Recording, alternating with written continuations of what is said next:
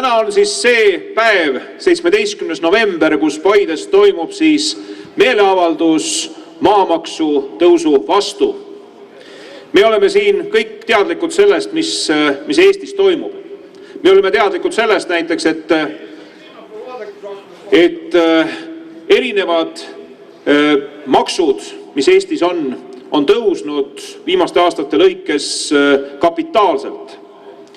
Väga paljud inimesed kogunesid mõned nädalad, kuu aega, 1,5 kuud tagasi Tallinnasse, kus toimus siis meeleavaldus selle jaoks, et elektri hind läheks ometigi alla. See on üks asi, mis praegusel hetkel on tõusnud. Ma arvan, et need inimesed, kelle põhiliseks elatusallikaks on maa, teavad väga hästi seda, mis see tähendab, kui sa pead ühe asja eest hakkama rohkem maksma ja siis need numbrid ainult tõusevad ja tõusevad ja tõusevad ja tekib selline tunne, et ega seal mingisugust muutust võib-olla ei olegi.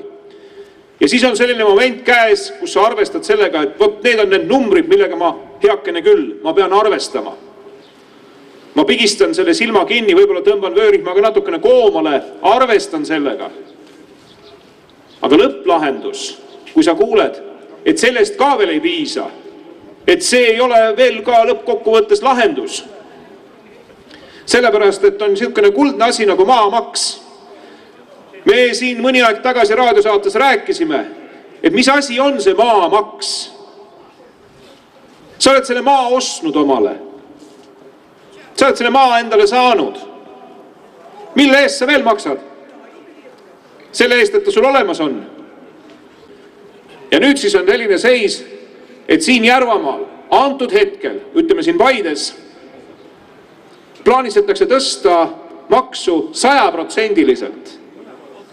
100%. Oli 1%, nüüd on 2%. Siis kordan üle ja lugege mu huultelt. Maksud ei tõuse. Punkt. Oli liiga keeruline. Maksud ei tõuse. Punkt. Selle jaoks, et öelda välja, et me ei ole nõus sellega, et 100% pannakse juurde sinna, kuhu praegusel hetkel ei ole võimalik enam juurde panna. Nii ja nüüd on tulemas sealt need traktorid. Ja nagu te näete, nad on varakult varunud endale ka seda, mis neil kaasas on, millega nad saavad ka vajadusel selle piirkonnaga kenasti nii-öelda jutumärkides ära kaunistada, kui vaja on. Tervitame neid aplausiga!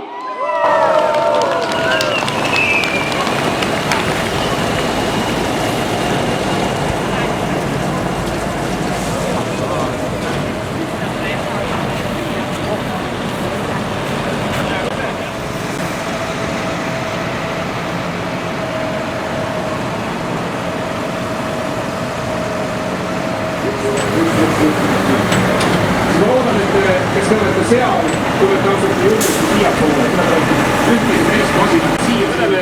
Kes siin just mõni hetk tagasi ka meediale andis väikese intervjuu, on siin minu selja taga Kalle Grünthal, ma arvan, tutvustamist ei vaja. Aplaus talle!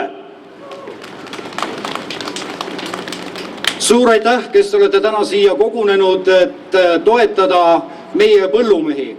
Sest et põllumees on ju see, kes toidab meid.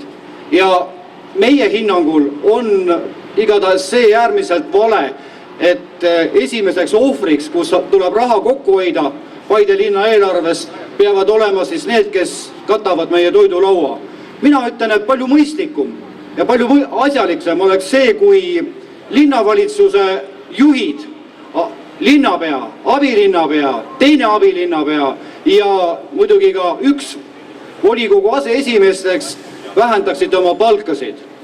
Kui see meeleavaldus välja kuulutati, siis saime meie teada, et on toimunud veel üks suur jama. Nimelt helistas mulle Virge Võsujalg, kes ütles, et kas see on õige, et meie lapsed jäetakse külma.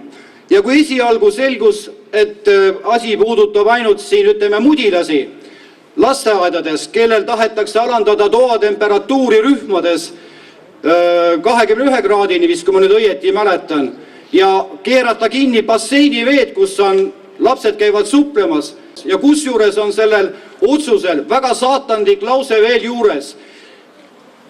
Elektriradiaatorid ei tohi kasutada, kui on lastel külm. Kuhu me jõudnud oleme, hea rahvas? Hea rahvas, head sõbrad, te olete kõik väga julged inimesed, kes täna olete siia kohale tulnud. Paljud, kes on elanud eelmise riigikorra all, on muutunud väga ettevaatlikuks ja tagasihoidlikuks ning meie, Eesti inimesed, ei julge väga tänavale tulla, kartes avalikult avaldada oma arvamust. Tihti avaldame oma meelt ja mõtteid ainult väikeses pereringis või sõpradega saunalaval, kuid enam pole Paides saunagi. Pidevalt ja kiire tempoga kasvavad toiduainete hinnad, mis mõjutavad kõikide inimeste rahakotti. Ettevõtetel on endiselt raske. Veel ei ole jõutud taastuda koroonakriisist, kui algas elektri hinna tõus. Tõsi, kohalikul omavalitsusel ei ole võimalik elektri hinna tõusu kuidagi peatada, kuid saab arvestada ja hinnata olukorda ning sellest tulenevalt mitte tegema otsuseid, mis raskendavad inimeste ja ettevõtete olukorda ning leidma teisi kokkuhoiukohti. Eelarvet ei pea lappima maamaksu tõusuga. See ei ole esimene kord, kus enne oluliste otsuste tegemist ei arutata ettevõtetega, kogukondadega, inimestega. Olgu siin näiteks kas või Sargvere lasteaia sulgemine. Tänane meeleavaldus ei tähenda ainult protesti maamaksu tõstmise vastu. See on palju enamat. Tere ka minu poolt. Mina olen siis Sargvere põllumajandusühistu juhatuse esindaja ja tahaks siis rääkida nendest maamaksudest, et mida see maamaks üldse kujutab, kuidas ta on tekkinud ja kui suures ulatuses on antud siis võimalus seda maamaksu rakendada. Praegusel juhul igal juhul minule tundub küll niimoodi, et kui meenutada ühte vana mutifilmi, see oli vist Robin Hoodist, kus maksuametnikud laulsid seal vaeste inimeste ukse taga, et maksud, need imelised maksud, siis tundub, et praegune linnavalitsus on võtnud selle oma põhiloosungiks. Kui maa hind siiani oli keskelt läbi kuskil mingi 300 kuni 500 eurot hektar, Paide linnas oli see koefitsient siis 1, see tähendab, et me maksime maamaksu kuskil 1 hektari pealt 3 kuni 5 eurot. Kui nüüd see koefitsient viia 2 peale, siis ta tähendab kas 6 kuni 10 eurot. Ja nagu on välja öeldud, et see summa, mida siis võidetakse, on kuskil mingi 35 000. Lugege mu huultelt. Maksud ei tõuse. Punkt. Seda ja ma loodan, et ma ei pea oma meestele täna käsku andma, et nad need 2 lägapütti, mis siin on, et nad nende kraanid peaks lahti avama. Tere, mina olen siis Virge ja tahaks siis rääkida lastest. Et täna oleme me jõudnud siis sinna maale, et ametnikud on otsustanud kärpida meie laste arvelt. Kas see õige on? Ma ei ole sellega nõus. Esimese asjana minna väikeste laste kallale on minu meelest sadistlik isegi. Väide, et seda on arutatud ja hoolekogu kaasatud, lapsevanemad kaasatud sellistesse otsustesse on vale, millega ma täna nõustuda ei saa. Et ma täna ootan, et keegi tuleks, annaks meile vastused, räägiks meiega otse ja annaks siis teada ja vaataks meile otsa, öeldes, et meie laste raha on tema palgatõus. Kas me peame sellega leppima? Mina ei usu. Ja siinkohal võib-olla peaks mitte need arveid siis maksma hakkama ja vaatame, mis sellest asjast siis saab. Tere, Järvamaa rahvas. Paide linn on muidugi väga naljakas moodustis, Pärnu linn on veel naljakam. Pindala on nii kohutavalt suur ja karud ja hundid ja lehmad ja kõik elavad linnas, aga see selleks. See on praegune võitlus on tegelikult väga väike, aga samas väga oluline. Maamaks on selline kohalik maks ja ega ta kohalikule omavalitsusele ja ega see ka tõus, kui vaadata nüüd natuke Tallinna vaatepunktist, ei ole nii suur, aga ta on märgiline, et kohalik võim peaks vaatama kohalikku rahvast ja kohalikku tootjaid ja maa on see, kust rikkus tegelikult tuleb. Tünnide kraanid ilmselt tuleb täna avada, sest võim ei kannata seda, et teha teistsugused otsuseid. See on nii Tallinnas ja ma arvan küünikuna, et ka siin Paides. Aga igal juhul lootus sureb viimasena. Edu teile ja me võidame niikuinii. Tere armsad inimesed, sõbrad, erakonnakaaslased. Minu nimi on Merike Lumi, olen EKRE-st Tartu EKRE juhatuse liige ja Tartu linnavolikogu liige. Täna tõi mind Paidesse kohale meie ühine mure Eesti rahva saatuse pärast, kus tulevik on tume ja kõht on hele. Hinnad tõusevad meeletul kombel ja äärmise kiirusega. Uute keeldude ja käskudega, millele nüüd lisandub ka maamaksu tõus, aetakse põllumehi pankrotti, kui sunnitakse oluliselt tootmist vähendama. Aitäh, kuna te mõistate ainult lihtlauseid, siis kordan üle ja lugege mu huultelt. Maksud ei tõuse. Punkt. Oli liiga keeruline. Maksud ei tõuse. Punkt. Valitsus peab teenima Eesti rahva huve. Eesti maa peab kuuluma eestlastele. Tervist, rahvas! Mul on selline mure, miks Paide linnas ma ei saa saunas käia ja vihelda. See saunakultuur on olnud juba üle 3000 aasta vana ja siin Paides kunagi sai, oli Pikal tänaval oli ilus saun, oli naiste ja meeste pool kõik ja... Daamid ja härrad, tsaari ajal oli Eestis üsna hea elu. Maaelu veel eriti õitses ja inimesed olid suht rahul. Põllumeestel läks hästi. Kõik on ilmselt kuulnud sellest, kuidas on siukene suur üritus nagu Maailma Majandusfoorum. Seal on Klaus Schwab, kes on sellise moto käinud välja, et sinul ei ole midagi ja sa oled õnnelik. Noh, sinul ja minul. Aga huvitav, kellel siis on, kui sinul ja minul enam ei ole? Kellegil ju siis on päris hoolega. You will own nothing and you will be happy. Kuidagi kummaline, et meid valitseb selline valitsus, kes töötab mitte meie heaks, vaid hoopis nende heaks, kellel see moto on, et sinul ei ole midagi ja sa oled väga õnnelik. Aga kuidas saaks olla inimene, kellel midagi ei ole, väga õnnelik? Ainukene võimalus, mis pähe tuleb mulle, et võib-olla ta on purjus või mõne aine all või... Aga üks variant on veel.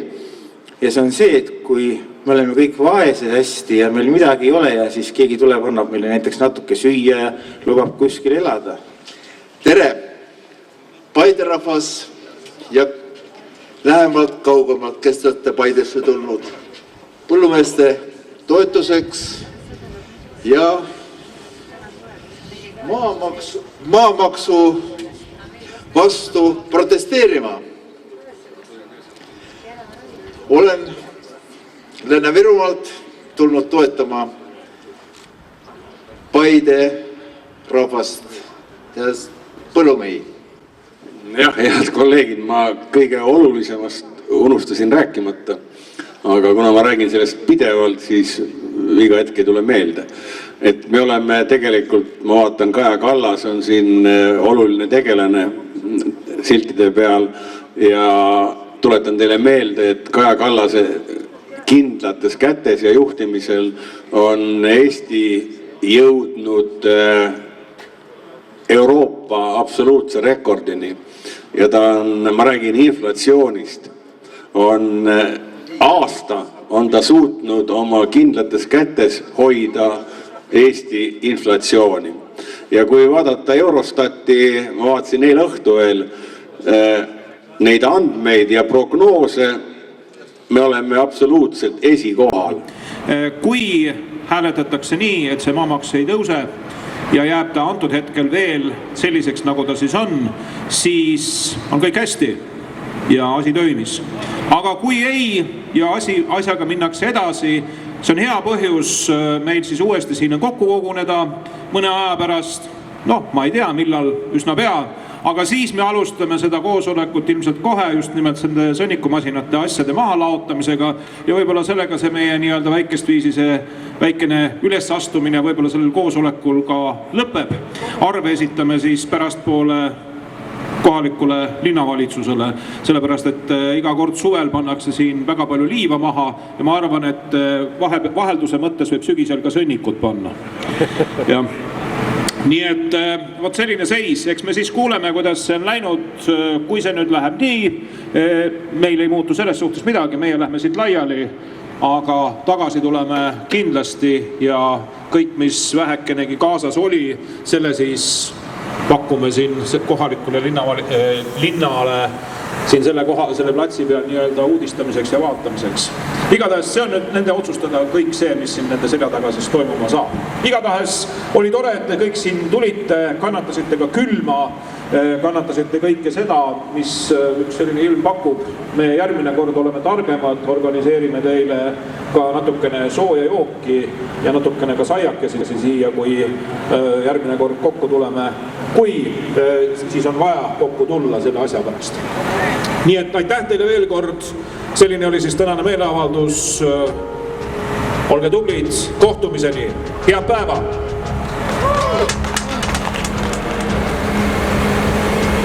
On jälle aeg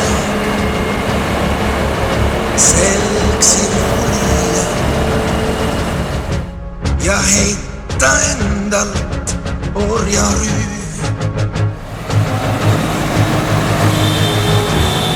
Loomishoos võib loodi koos, võiks sünnida uuesti.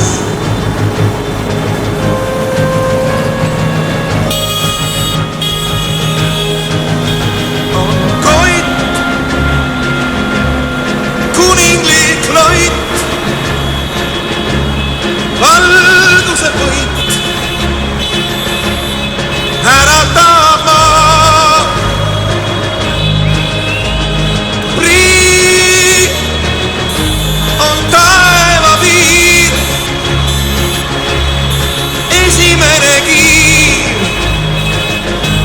Langemas me maa.